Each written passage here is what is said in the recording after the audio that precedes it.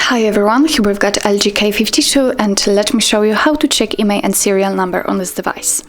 So actually we've got two different options to choose from. The very first one is using a dialer and a secret code, and the second is using the settings. So of course I will show you both.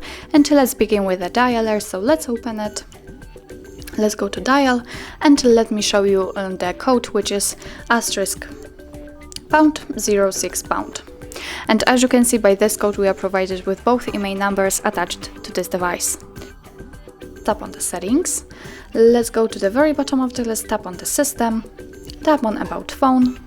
And as you can see here, we've got the serial number listed, and under it we've got both IMEI numbers.